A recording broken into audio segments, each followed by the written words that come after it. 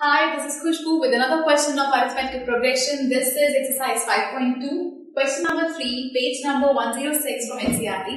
The question is, in the following APs, find the missing terms in the boxes. हमें missing terms find करने हैं. So first part में हमें first term given है 2 and हमारा last term given है हमारे पास total 3 terms है. Third term या last term कह सकते हैं 26 और टोटल टर्म्स हमारे पास है 3. सेकेंड टर्म निकालना है. सो सेकेंड टर्म निकालने के लिए हमारे को चाहिए a2 होता है first term plus common difference a plus d. Common difference चाहिए तो हम इस डेटा को यूज करेंगे. So an is equal to a plus n minus 1 d.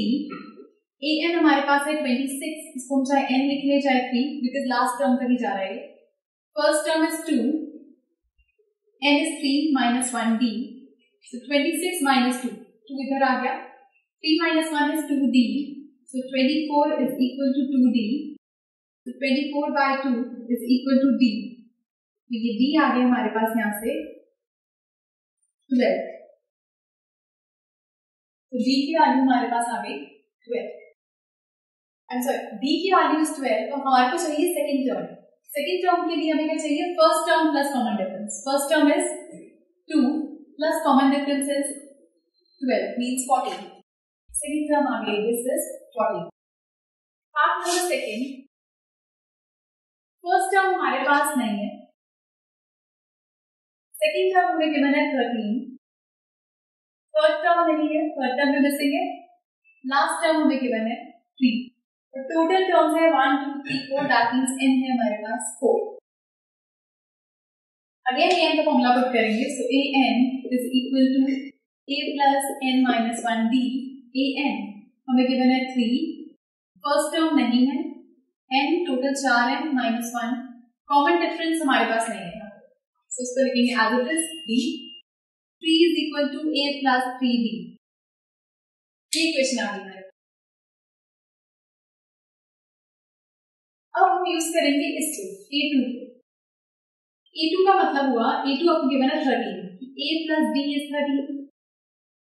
तो दो इक्वेशन है हमारे पास. एक तो a plus 3d is equal to 3 और a plus d is equal to 13. तो माइनस माइनस माइनस. इसको माइनस करके यहाँ से हमारे पास आ जाएगा, कैंसिल हो गया. Plus minus minus means 2d. Plus minus minus means minus 10. d की वैल्यू आ गई minus 10 by 2 means d is minus 5. d की वैल्यू माइनस 5 है तो वहां से हमारे पास a की वैल्यू आ जाएगी. तो बनता है a plus 3d is equal to 3. d की value is minus 5 is equal to 3. Plus minus minus और मल्टीप्लाई करके 15 is equal to 3. a is equal to 3 plus 15 means 18. First term हमारे पास आ गई यहाँ से 18. थर्ड टर्म निकालने. थर्ड टर्म निकालने का मतलब हुआ a plus 2d. First term है 18 plus 2. Common difference is minus 5. 2 5 जा minus 10 plus minus minus means 8. तुम्हारे पास ये टर्म आ गई 8. This is third part.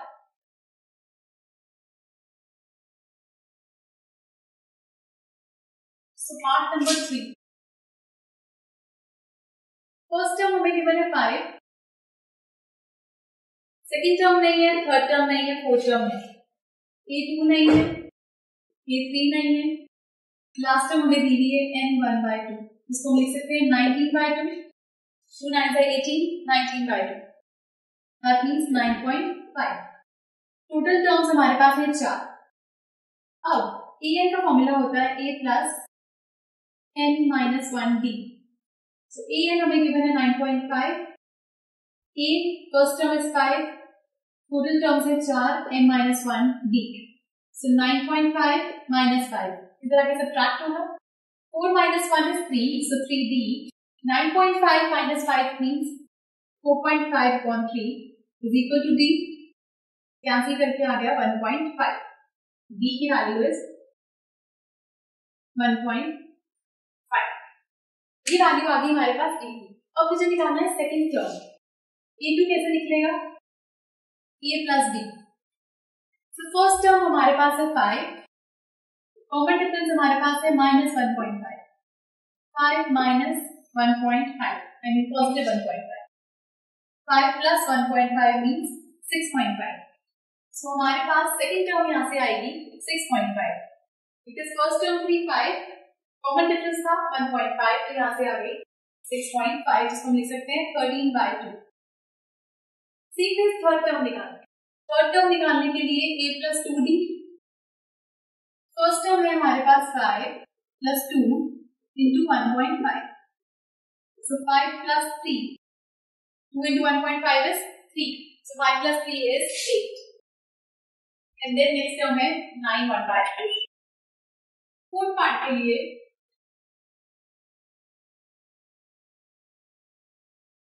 Fourth part के अंदर आपको फर्स्ट टर्म गिवन है 1 2 3 4 5 6, टोटल 6 टर्म्स है, so 10 6 है। फर्स्ट टर्म गिवन है -4 एंड लास्ट टर्म गिवन है हमारे को 6। Second third fourth fifth 5 terms निकालिए।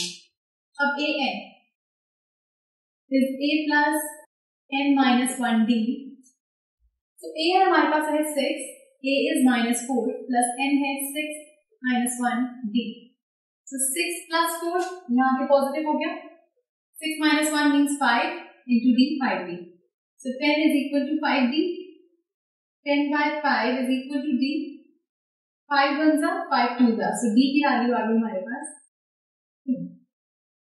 कॉमन डिफरेंस 2 है तो फर्स्ट टर्म से हम निकाल सकते हैं सेकंड टर्म।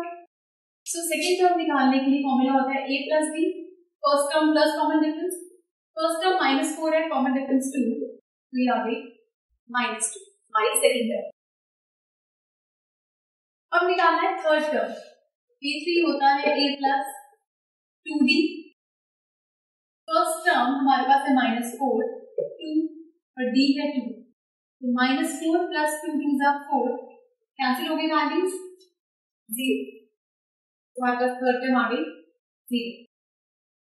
अब थर्ड टर्म के बाद आती है fourth term which is a plus 3d, first term है -4 3d है 2, so -4 plus 3 2 जा is 6, मतलब कि 2, तो ये टर्म आ गई हमारे पास 2। Same is fifth term which is a plus 4d, तो फर्स्ट टर्म -4 है 4 और d है 2, तो -4 plus 8, प्लस माइनस माइनस करके 4 आ गया। So part number 5, first term नहीं है, सेकेंड टर्म गिवन है हमें a2 38 है, लास्ट टर्म गिवन है 22 -22, 1 2 3 4 5 6 टोटल 6 टर्म्स है, दैट मींस n हमारे पास 6 है। an का formula a is equal to a plus n minus 1d, so a हमारे पास है -22, a is 30, a हमें गिवन नहीं है फर्स्ट टर्म, इसको बाद से लिखेंगे n minus 1 मतलब 6 minus 1d, so -22 is equal to a plus 5d, ये हमारे पास ये इक्वेशन है। इसके बाद हम यूज करेंगे a2 को, a2 हमारे पास 38 है, इसको हम लिख सकते हैं a plus d 38 है।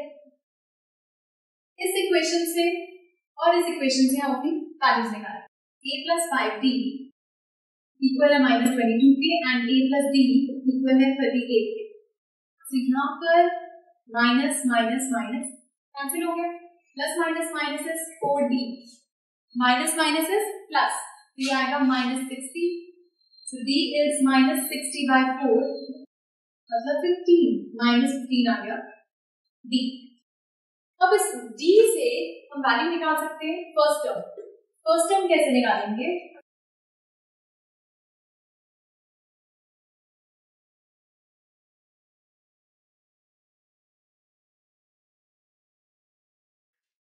d इक्वल होता है a2 minus a1, d था -15, सेकेंड टर्म 38 है, फर्स्ट टर्म निकालनी है, a1 को इधर ले आते हैं पॉजिटिव हो जाएगा, 38 अपनी जगह पर है, 15 बच जाएगा तो ये भी positive, a1 is equal to 53, first term यहाँ से आ गई हमारे पास 53. Now same with A3. A3 का मतलब है A plus 2D. First term हमारे पास है 53 plus 2D is -15. So 53 plus minus 30, 2 into 50. So 53 plus minus 30 is 23. So ये हमारे पास आ गई टर्म 23. नेक्स्ट आता है A4 जो कि होती है A plus 3D. First term है 53 और D की वैल्यू हमारे पास है -15. 53 plus -45 प्लस माइनस किया तो आ गया 8. A4 आ गई हमारे पास 8. Now A5 A plus 4D. First term again हमारे पास है 53 और D is -15. So 53 plus minus 60 means 7. So ये टर्म हमारे पास आ गई है -7. So these are the answers. जब भी इस तरह के क्वेश्चंस आए तो आपको यही फॉर्मूला पुट करना है और क्वेश्चन में पुट करने के बाद जैसे एक चीज रह जाती है उसको यूज करके आप इक्वेशन बना सकते हो और उससे वैल्यूज फाइंड कर सकते हो. So this was third question from exercise 5.2. कोई भी डाउट है please do write to us and we watch the next video for some more questions. Good bye.